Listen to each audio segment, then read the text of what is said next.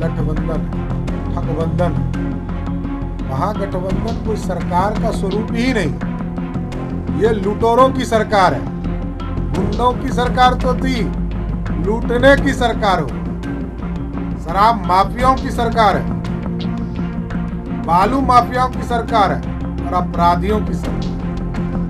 महागठबंधन गठबंधन ठगबंधन। महागठबंधन कोई सरकार का स्वरूप ही नहीं, ये लुटेरों की सरकार है।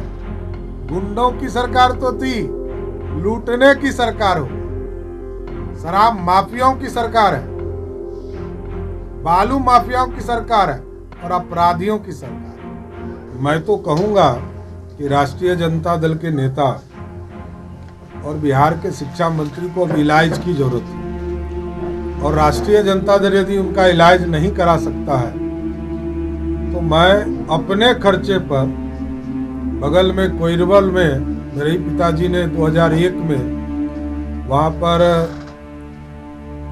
मानसिक रोग का अस्पताल खुलवाया था, उसमें इलाज कराने का पूरा खर्चा मैं उठाऊंगा।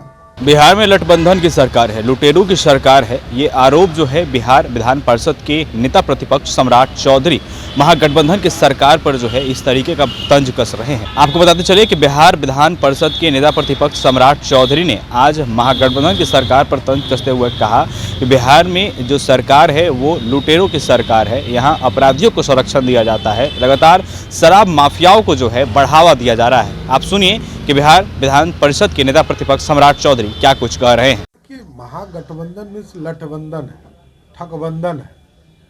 महागठबंधन कोई सरकार का स्वरूप ही नहीं, ये लुटेरों की सरकार है। गुंडों की सरकार तो थी, लूटने की सरकार हो गई, शराब माफियाओं की सरकार है, बालू माफियाओं की सरकार है और अपराधियों की सरकार है। क्योंकि राष्ट्रीय जनता दल का नेतृत्व तो भ्रष्टाचार का नेतृत्व करता है, और चंद्रशेखर यादव जी ने तो ये भी कहा कि जातीय जनगणना का कोई औचित्य ही नहीं। अरे हम लोगों ने जून में नीतीश कुमार जी की कैबिनेट में 16 मंत्री हम लोग थे, 2 हमारे डिप्टी सीएम थे, 12 मंत्री मात्र नीतीश कुमार के जनता दल यूनाइटेड के थे। हम लोगों ने जून में पास किया जातीय जनगणना, और आज जनवरी में क्या हो रहा है, घर गिने जा रहे हैं। ये सम्राट चौधरी का ये घर है, इसमें कितने लोग रहते हैं, कहाँ नीतीश कुमार जी क्या मजाक कर रहे हैं। अरे गिनना है, गिनो। भारतीय जनता पार्टी के सभी मंत्रियों ने आपको सहयोग किया, कैबिनेट में साथ दिया, और 8 महीने से आप उसको लेकर बैठे हैं। इसका मतलब है कि तेजस्वी नहीं चाहते हैं जातीय जनगणना हो। जिस तरह और उनकी पार्टी के मंत्री बोल रहे हैं कि मैं अपने नाम में जात नहीं लिखता हूं,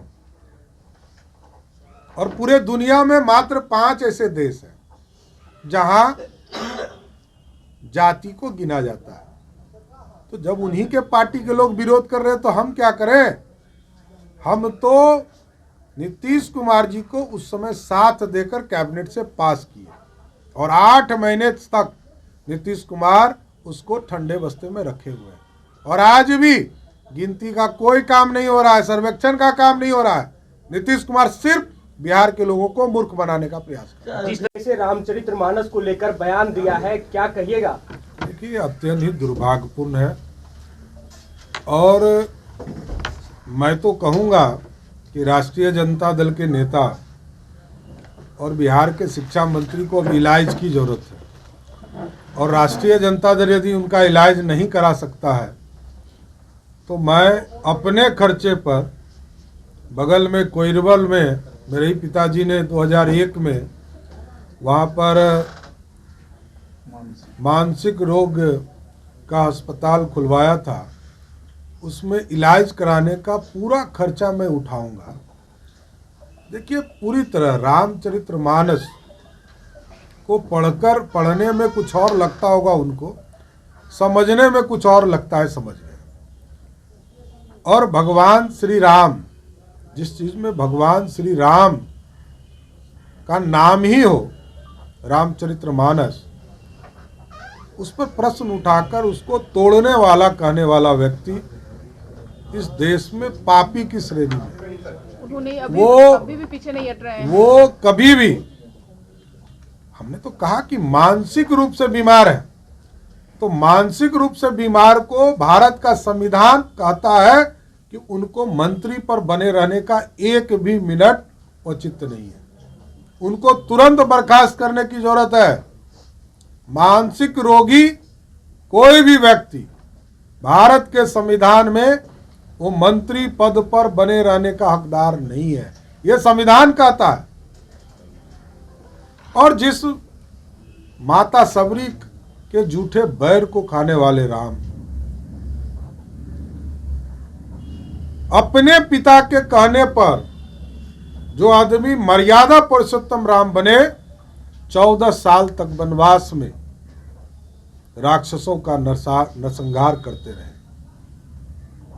तो देखिए यह स्पष्ट है, ये मानसिक रोगी के तौर पर काम कर रहे हैं। और राष्ट्रीय जनता दल लालू जी से आग्रह करना चाहते हैं कि आपको यदि सनातन में थोड़ा सा भी भरोसा है, तो कभी आपके प्रदेश अध्यक्ष बोलते हैं कि हे राम कहेंगे, जय श्री राम नहीं कहेंगे। अरे तो जय श्री राम भगवान की ही आराधना है, हे राम भी जाते हुए व्यक्ति लोग इसका उद्गार करते हैं। तो हे राम कहने का मतलब क्या है, ये आप जानिए। जदयू को तो आपने सुना बिहार विधान परिषद के नेता प्रतिपक्ष सम्राट चौधरी ने क्या कहा। उन्होंने साफ तौर पे महागठबंधन की सरकार को लटबंधन का सरकार बताया है। इस तरीके का तमाम अपडेट्स के लिए आप बने रहे हमारे साथ। आपने सुना बिहार विधान परिषद के नेता प्रतिपक्ष सम्राट चौधरी का क्या कुछ करना था। इस तरीके का तमाम अपडेट्स के लिए जुड़े रहे हमारे साथ। बहुत बहुत शुक्रिया।